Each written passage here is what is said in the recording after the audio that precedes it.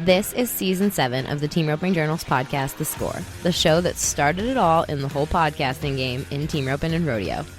At 3 million downloads and counting, this is where team ropers talk, from our weekly short score episodes to the longer sit-down conversations that we get to have that dive deep into the personalities, producers, and horses that inspire the sport. This is where team ropers get their must-know information. Hey everyone, it's Chelsea Schaefer. Welcome back to The Score. Today's episode is with Travis Graves, number 13 in the world, heading to his 15th Wrangler National Finals Rodeo. TG has been there and done that at every major jackpot, every major rodeo. He has an NFR average title from 2017, and he is one of the GOATs. He is one of the few who has won every one of the major jackpots in the sport of team roping, and he's got over $2.5 million in PRCA career earnings. I would say it's over 2.6 now because that hasn't been updated on the PRCA site. TG and Luke have been longtime friends. They are longtime industry veterans, probably more experienced than any team that's gone to the NFR in recent memory. And they are getting ready for the finals. So TG and I talked about the last month of his regular season, his partnership with Luke, and how he and Luke will get ready for Las Vegas. Today's episode of The Score is brought to you by Boehringer Ingelheim, empowering excellence in every horse.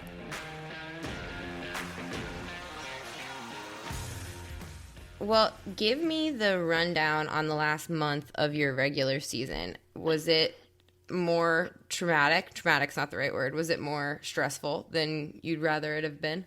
Yeah, it was stressful, but honestly, like I had a good feeling that I knew that we were going to pull it off. We had Sioux Falls made, and we had quite a few points, and that's such a big deal, to have the opportunity at Sioux Falls for the big money, and that made it way easier. But still, I didn't want to show up at Sioux Falls and have to win the thing, to make the NFR. So it was kind of clutch and very important that we did good. Mm-hmm. Up in Pendleton. And I think we won 10,000. The last 3 weeks we won 10,000 in those 3 rodeos. So yeah, it was important to do good at Pendleton and Puyallup also. I feel like since your career started, there have been so many different variations of the way the season ends. There have been it's not the same, but it is the same in that you have to rope good and you have to deliver at the end of the season either way. But how much of it, what's been the transition there over the years? Do you remember what was the first? Well, the first year I made it was 2008, and I went in 15th. I was the 15th guy. I was up with Turtle Pal, and back then they had Omaha was a tour finale, and the top. Well, it was Puyallup. Puyallup was the tour finale. Omaha was tour finale.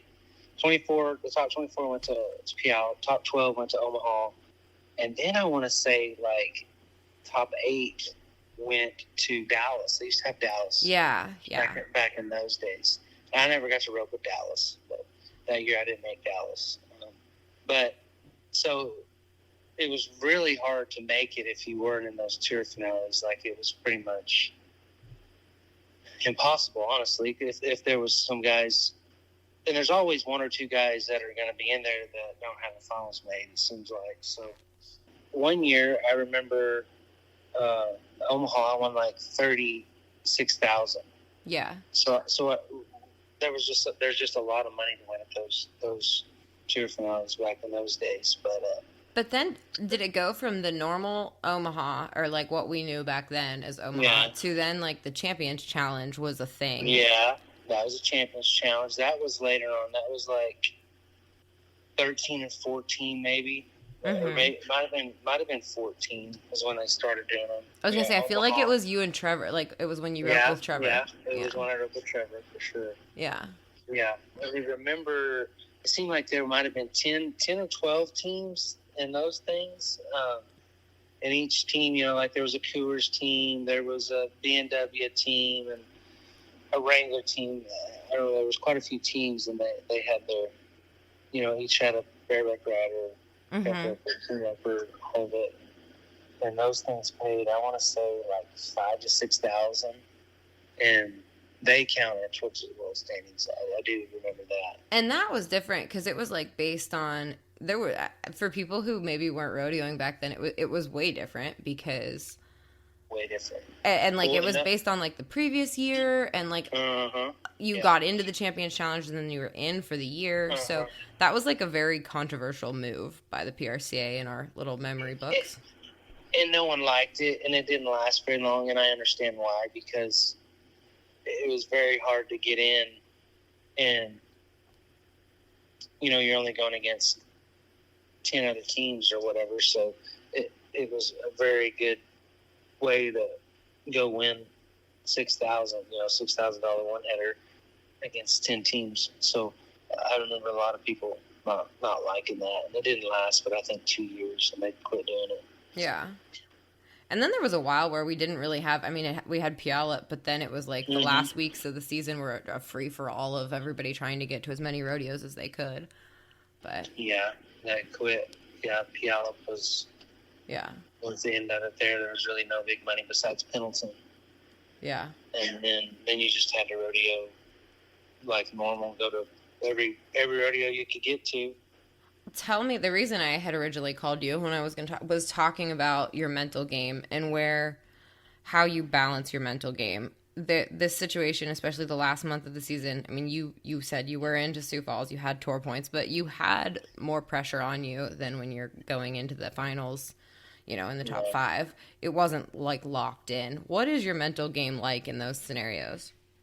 It doesn't really change that much as far as you just have to, like, I try to put the pressure on myself when I practice. You know, I try to put myself in that situation and not change anything other than just reacting to what's going on. You know, I don't make it any bigger of a deal than I still have to do my job. I still have to ride a good corner. I have to haze the steer. And do my job, catch 2 feet. You know, that's really what it boils down to.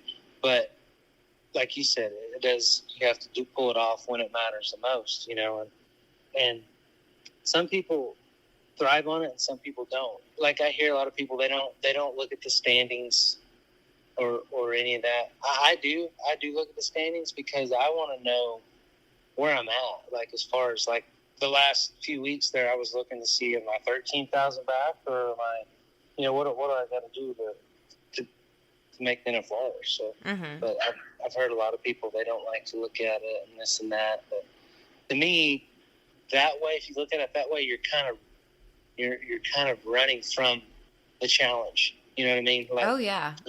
Instead, you still got to face it. I mean, no matter what, this is what you have to do. So you might as well just look at it and go right for it, you know, and don't back away from it because it's not going to change. So I don't know. That's just kind of the way I've always looked at it as far as mental game. And like I've always tried to make it to where the more pressure, the better I liked it, you know, like try to thrive on it to where, you know, there were certain guys that you could always see in their career that just thrived on the pressure. Cody Ohl was one that I always noticed. Trevor was one, you know, when the chips were down, you knew what they were going to do. And don't get me wrong, everybody has a bad year. I mean, it happens. I mean, you rodeo long enough, it's going to happen. You might not have the horse that you need, or you might just not be having any luck at all. And because I'm telling you, if you rodeo long enough, it's going to happen. You know, I've seen everybody do it. I don't know. I just try to. All you can do is all you can do. Have the best game plan you can. Enter the best rodeos you can, and have the best horses and the best partner, and you guys working at it as a team, and be prepared. And usually, most of the time, if you do all those things, that it will come out good. Today's episode of The Score is brought to you by Boehringer Ingelheim, empowering excellence in every horse. As the global leader in equine health, Boehringer Ingelheim is focused on sharing their passion to improve the life of every horse. BI understands that no one cares for a horse alone. It takes a whole network of passionate people to provide the highest level of care. BI's team goes beyond their comprehensive product portfolio to support veterinarians, equine care professionals, and horse owners alike in raising equine health to an art form. To learn more about BI's philosophy of care, visit theartofthehorse.com. That is theartofthehorse.com.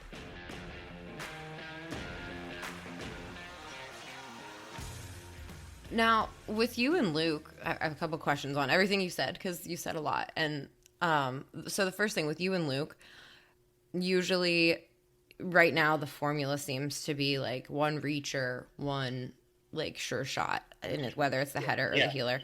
I mean, you two are obviously such veterans. You both can. I mean, I'm not saying Luke does not have the long game, because he absolutely does. But you guys are both NFR average champs, like veterans. What about that got you through this year?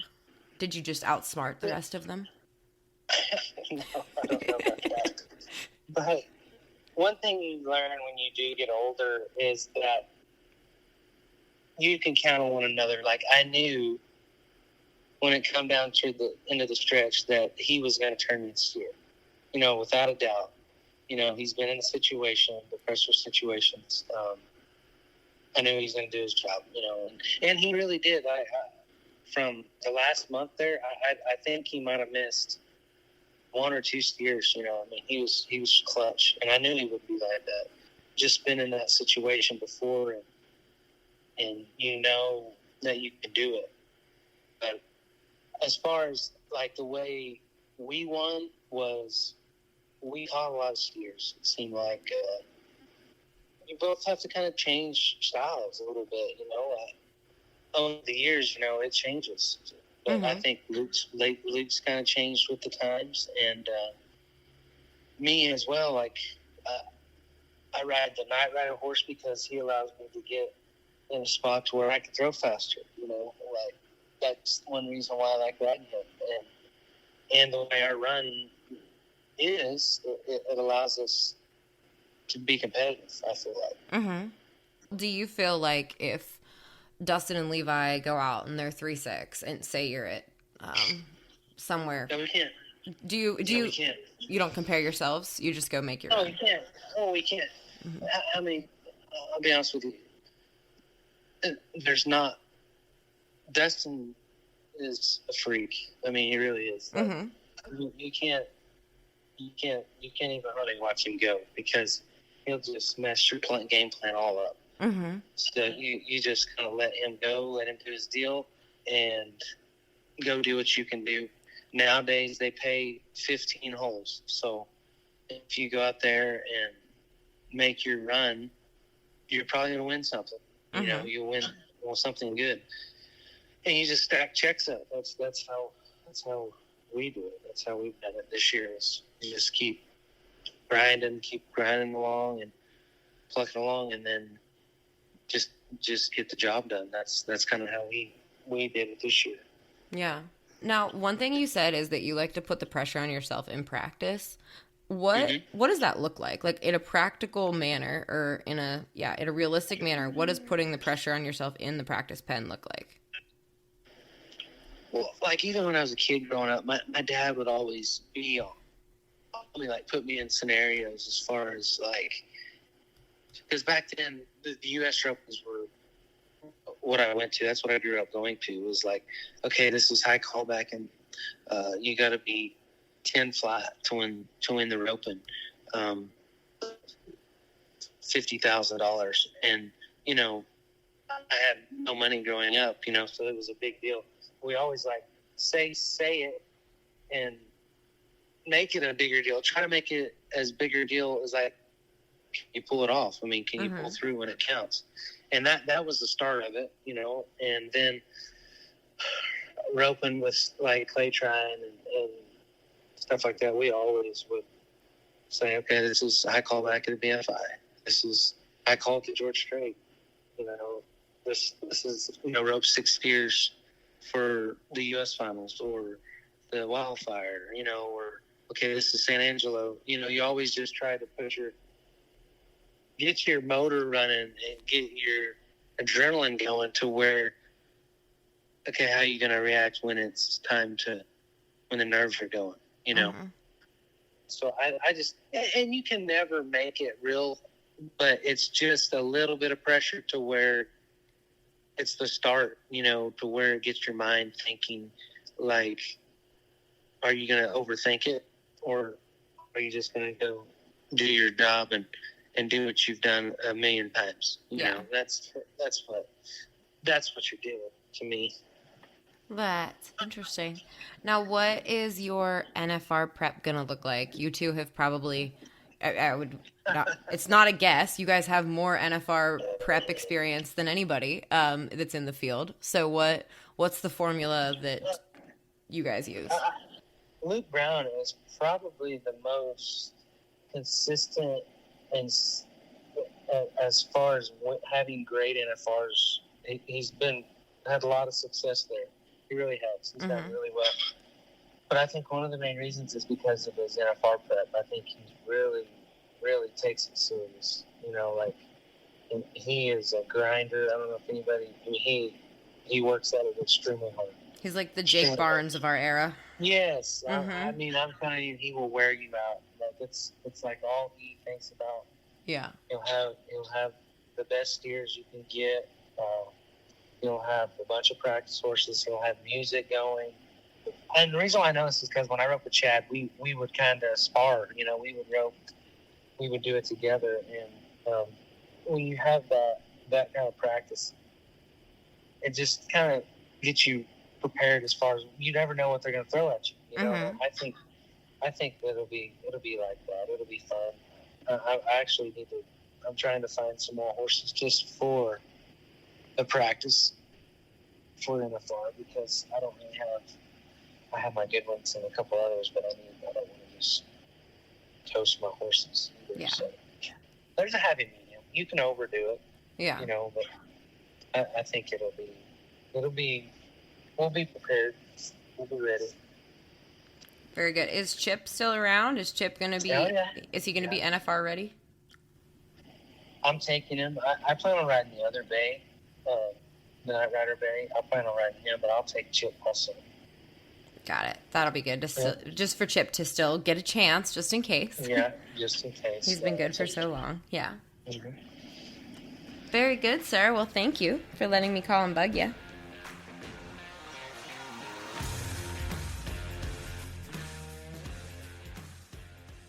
Thank you again for listening to The Score today. We appreciate you all coming back every week to listen to the things Taylor and I have to say to the best guys in the world in team roping. We've got to say thank you again to our episode sponsors at Behringer Ingelheim, empowering excellence in every horse. You can learn more about what BI does at theartofthehorse.com.